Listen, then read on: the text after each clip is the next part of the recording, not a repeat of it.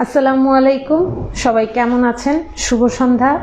আমি নাতাশা আপনাদের সকলকে আমন্ত্রণ জানাচ্ছি হিলি টিভির প্রতিবারের লাইভ আয়োজনে। আমাদের লাইভ আয়োজনগুলো আপনারা জানেন সম্পূর্ণ ব্যতিক্রম হয়। আমরা সমাজের বিভিন্ন স্তরের মানুষের মনের কথা আপনাদের কাছে পৌঁছে দিই।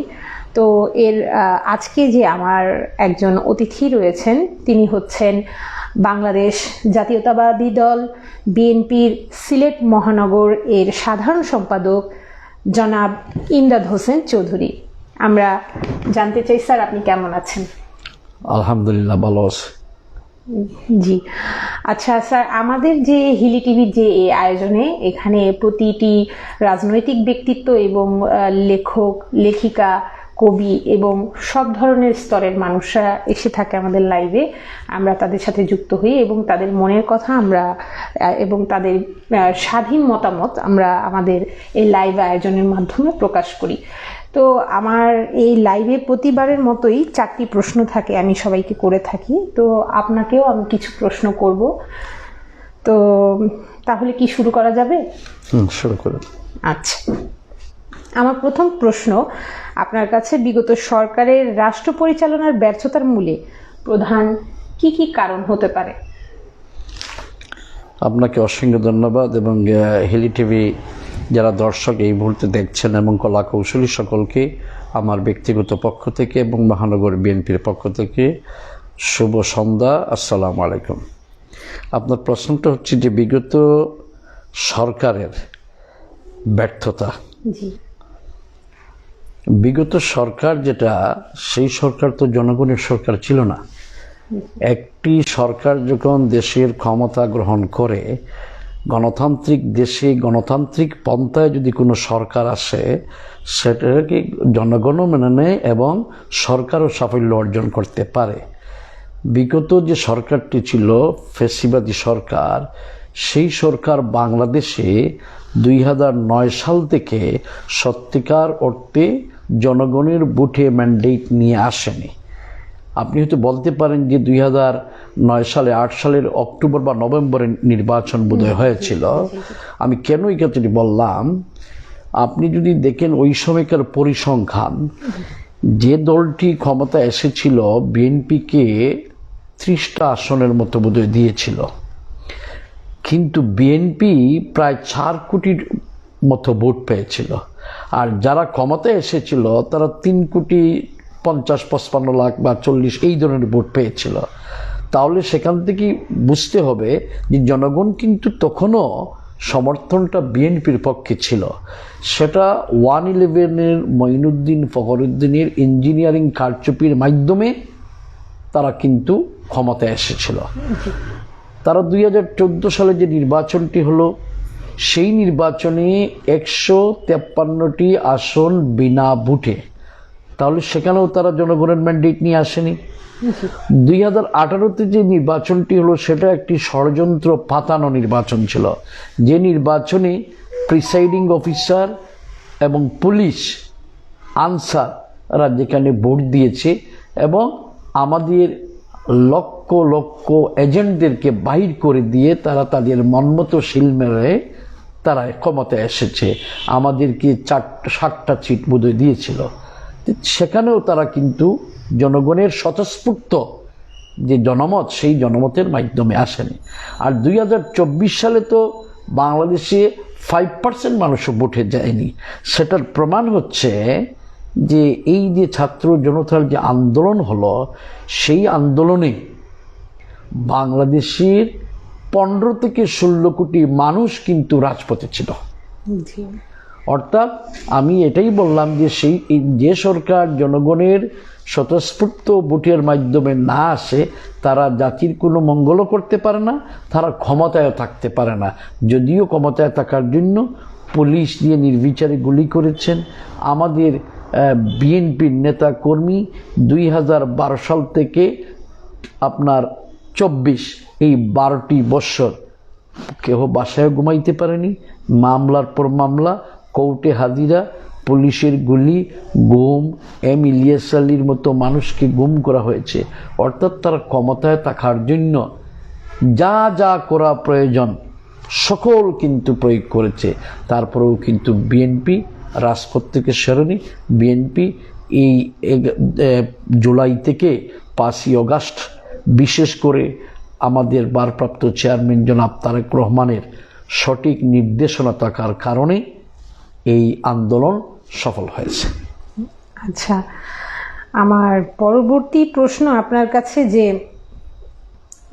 এখন হচ্ছে মানে গণতন্ত্রের পুনরুদ্ধার, যে বৈষম্য বিরোধী ছাত্র আন্দোলন আমরা দেখলাম, এটা গণতন্ত্র পুনরুদ্ধারের একটি প্রথম পর্ব।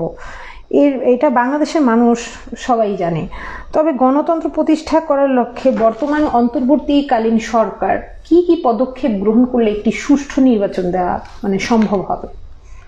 দেখেন, অন্তর্বর্তীকালীন সরকারকে আমাদের দলের পক্ষ থেকে আমাদের পার্টির ভারপ্রাপ্ত চেয়ারম্যান সর্বদাই বক্তব্য দিয়ে যাচ্ছেন। শুধু বক্তব্য নয়, বাস্তবে এই সরকারকে বিএনপি সহযোগিতা করতে চায়। কারণ বিএনপি 3বার গণতান্ত্রিক পন্থায় ক্ষমতায় এসেছিল।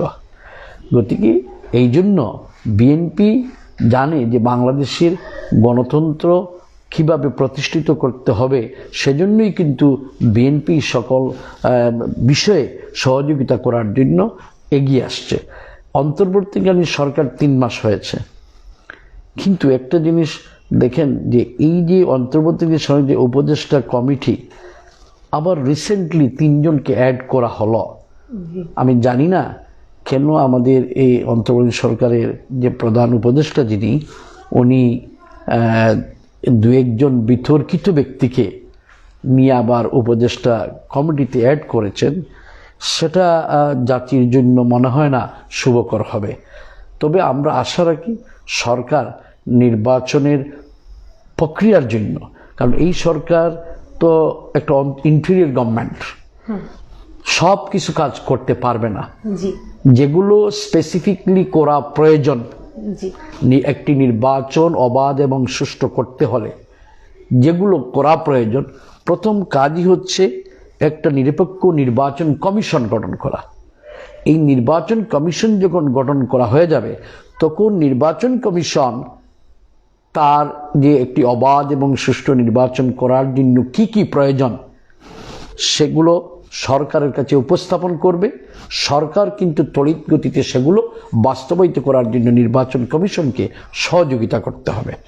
এইটা যতক্ষণ পর্যন্ত হবে না, ততক্ষণ পর্যন্ত নির্বাচনের কোনো প্রক্রিয়াই একটি ধাপও এগিয়ে যেতে পারবে না। আপনারা হয়তো দেখেছেন যে সার্চ কমিটি গঠন করা হয়েছে, সেখানে বিএনপির পক্ষ থেকে আমার মনে হয় ইতিমধ্যে একটা তালিকা দেওয়া হয়েছে, অন্যান্য রাজনৈতিক দলের পক্ষ থেকে আসতে পারে। সেখানে থেকে অবশ্যই এই সার্চ কমিটিতে যারা এখানে যাবে, যাদের নাম যাবে, তারা অন্তর্বর্তী সরকার তারা তাদের বিষয়ে দেখে শুনে কাকে দিয়ে এই বিগত ওই যে নির্বাচন কমিশনগুলো ছিল, এই যে বিগত যে 2টি নির্বাচন করলো এই নির্বাচন কমিশন, এই ধরনের মানে যারা দেশের জনগণের চিন্তা করে না, যারা তখন ওই ফেসিবাদী সরকারের আদেশে আদিষ্ট হয়ে কাজ করেছে, তার আমরা সবসময় বলেছি একটি মেরুদণ্ডহীন নির্বাচন কমিশন ছিল। আমরা আশা রাখবো এখান থেকে যাকেই নেওয়া হবে, উনি অবশ্যই এই 18 কোটি মানুষের এবং বিশেষ করে যে ছাত্র জনতার আন্দোলনে যে ছাত্ররা মারা গেছে, সাধারণ মানুষ মারা গেছে, অনেক হাজার হাজার মানুষ এখনো পঙ্গুত্ব বরণ করছে, এখনো রক্তের দাগ শুকায়নি। আমি আশা রাখবো এমন একজন নির্বাচন কমিশন দিবেন এবং যিনি আসবেন তিনি যেন সেই ছাত্র জনতার আন্দোলনে যারা নিহত হয়েছে, আহত হয়েছে, রক্তের দাগ শুকায়নি, তাদের সাথে বেইমানি করবেন না, সঠিকভাবে অবশ্যই কাজ করবেন। এবং যখনই নির্বাচন কমিশন সঠিকভাবে কাজ করবে, সঠিক ভোটার লিস্ট তালিকা করে একটি নির্বাচনের পরিবেশ, তখন গভর্নমেন্ট অন্তর্বর্তী সরকার তার প্রশাসনিক যেগুলো সহযোগিতা আছে সেগুলো করে যখন একটা নির্বাচন হবে, অবশ্যই দেশের মানুষ নির্বিঘ্নে নির্বাচনে যদি তার মতামত প্রকাশ করতে পারে, তখনই কিন্তু একটি জনগণের সরকার প্রতিষ্ঠিত হবে, তখনই গণতন্ত্র প্রাতিষ্ঠানিকভাবে রূপ পাবে। জি, সবাইকে হিলি টিভির যারা দর্শক আছেন, আমাদের নিয়মিত লাইভ দেখেন এবং আমাদের লাইভের সাথে যুক্ত আছেন সিলেটের ভিতর এবং বাংলাদেশের সারা বিভাগ এবং জেলা জুড়ে এবং দেশের বাহির থেকে যারা আমাদের লাইভ দেখেন, তাদের সকলকে ধন্যবাদ জানাচ্ছি। আবারও আমাদের লাইভের সাথেই থাকবেন এবং আমাদের আরও কিছু প্রশ্ন আছে। প্রশ্ন পর্ব শেষে আমরা আপনাদের কাছ থেকে খুব দ্রুত বিদায় নিব, বেশি লাইভকে দীর্ঘায়িত করব না। তো স্যার, আমি আর একটা প্রশ্ন রাখতে চাই আপনার কাছে, যে আপনি কিছুক্ষণ আগে বললেন যে বৈষম্য বিরোধী ছাত্র আন্দোলনে যারা নিহত হয়েছেন তাদের সাথে যাতে বেইমানি না করা হয়, সেই প্রসঙ্গেই আমার প্রশ্নটা সেম ওইরকমই ছিল। অর্ধেক আপনি বলে ফেলেছেন, তবুও আবার করি, সেটাই রিপিট করছি, যে এইখানে যারা শহীদ হয়েছেন এবং আহত হয়েছেন সেই সকল পরিবারের জন্য বিএনপি যদি নির্বাচনে আবার নির্বাচিত হয়ে সরকারে আসে, নির্বাচিত সরকার হিসেবে আসে, তাহলে কি পদক্ষেপ গ্রহণ করবে তাদের জন্য? বিশেষ কি পদক্ষেপ গ্রহণ করবে? দেখেন, প্রথম কথা হচ্ছে যারা নিহত হয়েছেন, শহীদ হয়েছেন, অবশ্যই বেশিরভাগই তরুণ, তারা ছাত্র ছিল বা আমাদের দলের অনেক কর্মী ছিল বা অন্যান্য রাজনৈতিক দলের কর্মী থাকতে পারে, সাধারণ মানুষ থাকতে পারে। সেটা তো অবশ্যই বিবেচনায় আসবে। একটা ছাত্র মারা গেছে, তার যদি পিতামাতা থাকে, তার পিতামাতা যদি চাকুরি করার মতো তাদের সেই দক্ষতা থাকে, যে পর্যায়ে হোক, হ্যাঁ, তাকে অবশ্যই চাকুরি, কারণ মানুষ তখন তার একটা পরিবারকে চালানোর জন্য, হয়তো যে ছেলেটা মারা গেল সে হয়তো লেখাপড়া করে মাস্টার ডিগ্রি দিয়ে লেখাপড়া করে একটা ভালো চাকরি পেত, তার অনেক আশা আকাঙ্ক্ষা ছিল পিতামাতাকে দেখবে, কিন্তু সে তো চলে গেল। তাহলে তো দায়িত্বটা চলে আসলো যে সরকার, গণতান্ত্রিক সরকার আসবে, তখন অবশ্যই তার পরিবারের যাতে তার দৈনন্দিন জীবন এবং তাদের চলার পথটা সুন্দরভাবে হয়, সেজন্য যে যেখানে কাজের উপযোগী হবে সেই জায়গায় তাকে প্রোভাইড করতে হবে। আপনি বুঝতে পারছেন? মানে তাকে অবশ্যই যে জায়গায় একটা পিতা যদি সেখানে শিক্ষিত হয়, তাহলে তাকে চাকুরির ব্যবস্থা করতে হবে। সেখানে যদি তার শিক্ষা দীক্ষা না থাকে, তাহলে শিক্ষা যার নেই তারাও কিন্তু কর্ম করে খাচ্ছে, তাদেরকে সেই জায়গায় প্রোভাইড করতে হবে। সরকারের বিভিন্ন জায়গা আছে, মেধা এবং যোগ্যতার ভিত্তিতেই তাকে কিন্তু প্রোভাইড করা হবে। আচ্ছা, আর আরেকটা কথা দর্শক আপনাদেরকে বলে দিচ্ছি, সেটা হচ্ছে আমাদের হিলি গ্রুপের একটি অঙ্গ সংগঠন হচ্ছে নিউজ বাংলা। আমি নিউজ বাংলার একজন প্রতিনিধি। তো আপনাদের সকলকে বলবো, যারা আমাদের লাইভ দেখছেন, হিলি গ্রুপের সাথে একটি প্রতিষ্ঠান হিলি টিভি, আমি এখান থেকে লাইভে আসি, তারা আমাদের সামনে যে নিউজ বাংলা পত্রিকা আছে সেটাকেও আপনারা অনেক সাপোর্ট করবেন, ভালোবাসা দিবেন। আপনাদের সকলের দোয়া এবং আশীর্বাদে আমাদের পথ চলা আরও বেশি সহজ এবং সরল হবে। তো স্যার, আমার সর্বশেষ প্রশ্ন, যে আপনি বিগত 16 বছরে আপনারা যারা রাজপথে ছিলেন, ব্যস্ত ছিলেন, আপনাদের দলের সাথে আপনারা দলের নীতি থেকে সরে আসেননি, দলকে ছেড়ে যাননি, দলকে ভালোবেসেছেন এবং এখনও সেই দলেই আছেন। তো এই 16 বছরে আপনি ব্যক্তিগতভাবে কি কি দুর্ভোগ এবং কষ্ট ভোগ করেছেন, এটার অনুভূতিটা আমাদের দর্শকদের একটু বলবেন? দেখেন, আমি কি দুর্ভোগ করেছি, কষ্ট করেছি, সেটা তেমন বেশি কিছু নয়, কিন্তু সবচেয়ে বেশি কষ্ট এবং দুর্ভোগ করেছেন জিয়া পরিবার। এই 78 বছর বয়সে আমাদের দেশমাতা বেগম খালেদা জিয়াকে একটি মিথ্যা মামলা দিয়ে তাকে অন্ধকার প্রকোষ্ঠে জেলের মধ্যে দেওয়া হয়েছে। জিয়া পরিবারকে নিশ্চিহ্ন করার জন্য মামলার পর মামলা দেওয়া হয়েছে। মঈনুল রৌডের বাড়ি থেকে বেগম খালেদা জিয়াকে বাহির করা হয়েছে। সেটা সম্পূর্ণ অন্যায়। সেটা আমাদেরকে অত্যন্ত আঘাতপ্রাপ্ত হয়েছে যে মঈনুল রৌডের বাড়িতে 1996 থেকে 2001 সালেও কিন্তু আমাদের দেশমাতা বেগম খালেদা জিয়া ছিলেন। ওই সময় ওই আওয়ামী লীগ ক্ষমতায় ছিল, কিন্তু তখন বাহির করেনি। কিন্তু যখন এই ফেসিবাদী সরকারের প্রধান হিংসাপরায়ণ, হিংসার রাজনীতি শুরু করেছে, তখনই আমাদের দেশমাতা বেগম খালেদা জিয়াকে বাহির করেছিল এবং উনিই সবচেয়ে বড় নির্যাতিত।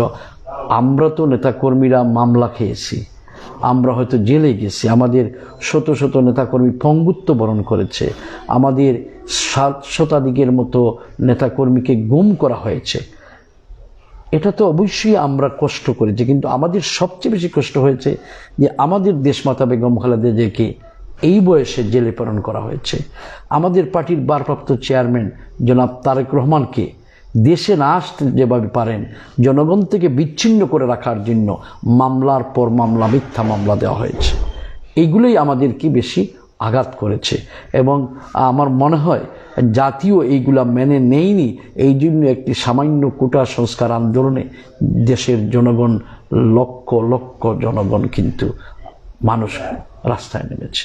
তাই আপনি যেটা বলেছেন, এটা আমরা রাজনীতি যেহেতু করি, এটা তো আসবেই, আমাদের নির্যাতন হবে, আদর্শ থেকে আমরা বিচ্যুতি হয়নি। জি, আমার প্রশ্নটা সেটাই ছিল যে আমরা যে আদর্শে ছিলাম, আমাদের মহান স্বাধীনতার ঘোষক এবং রণাঙ্গনের যিনি যুদ্ধ করেছেন আমাদের শহীদ প্রেসিডেন্ট জিয়াউর রহমানের, সেই আদর্শে আমরা বিশ্বাসী, আদর্শকে লালন করি, ধারণ করি। এই জন্য আমরা আমাদের আদর্শ থেকে আমরা বিচ্যুতি হইনি। ধন্যবাদ স্যার আপনাকে এত মূল্যবান সময় আমাদেরকে দেওয়ার জন্য, এবং আপনি যে কথাগুলো আমাদের দর্শকদের আজকে এই লাইভের মাধ্যমে জানালেন, অনেকেই জানতে পারলো আপনার অনেক অজানা কথা এবং দলের আপনাদের ভিতরগত আভ্যন্তরীণ অনেক বিষয়গুলো জানতে পারলো আমাদের এই লাইভের মাধ্যমে। তো স্যার ভালো থাকবেন, আপনার সুস্থতা এবং দীর্ঘায়ু কামনা করি। এবং সেই সাথে হিলি টিভি যারা দেখছেন তাদেরকেও বলবো যে আপনারা ভালো থাকবেন, সুস্থ থাকবেন। এবং স্যার আপনি যদি আরেকটু কিছু বলতে চাইতেন আপনার আমাদের দর্শকদের উদ্দেশ্যে বলতে পারেন। হ্যাঁ, আমি হিল টিভির দর্শকদেরকে এইটুকু বলবো যে আমাদের পার্টির ভারপ্রাপ্ত চেয়ারম্যান জনাব তারেক রহমানের বিরুদ্ধে যে মামলাগুলো করা হয়েছিল, এখনও সেই মামলাগুলো কিন্তু নিষ্পত্তি হয়নি। এখনও কিন্তু এই ফ্যাসিবাদী সরকারের প্রধান ভিডিও বার্তার মাধ্যমে বাংলাদেশকে অস্থিতিশীল করার জন্য চেষ্টা চালিয়ে যাচ্ছেন। আমরা দেশের জনগণকে এবং হিল টিভির মাধ্যমে বলবো যে আমরা যদি মনে করি আমরা দেশকে সন্ত্রাসমুক্ত করে ফেলেছি, আমরা যদি মনে করি আওয়ামী লীগের যে শেখ হাসিনার যে রেখে যাওয়া প্রেদাত্তারা একদম বসে আছে, সেটা আমরা ভাবলে কিন্তু আমরা ভুল করব। আমাদের দলের বিশেষ করে সকল নেতাকর্মী এবং গণতান্ত্রিককামী মানুষ যেন একত্রীভূত থাকেন, কারণ কখনো যদি আবারও সেই বিশৃঙ্খলাকারী যদি দেশে বিশৃঙ্খলতা করার চেষ্টা করে, বিকজ অন্তর্বর্তীকালীন সরকারকে বেকায়দায় ফেলার জন্য নানান ধরনের টালবাহানা চলছে। তাই আমরা সজাগ থাকতে হবে। যে কোনো সময় যদি যে কোনো ধরনের অপ্রীতিকর কোনো কিছু দেশে দেখা দেয়, আমরা যেন ইউনাইটেডলি একতাবদ্ধ হয়ে আমরা এই অপ্রীতিকর ঘটনার প্রতিরোধ করে তুলতে পারি, সেই আশা প্রত্যাশা রেখে আমি বিদায় নিলাম। আসসালামু আলাইকুম। তো ধন্যবাদ সবাইকে আমাদের এই লাইভে থাকার জন্য। যারা হিলি টিভি দেখছেন, আমাদের এই লাইভ দেখছেন, তাদের সকলকে আবারও বললাম যে আপনারা সবাই সুস্থ থাকবেন এবং ভালো থাকবেন। আপনাদের সকলের দীর্ঘায়ু কামনা করে আজকের মতো বিদায় নিচ্ছি। আল্লাহ হাফেজ।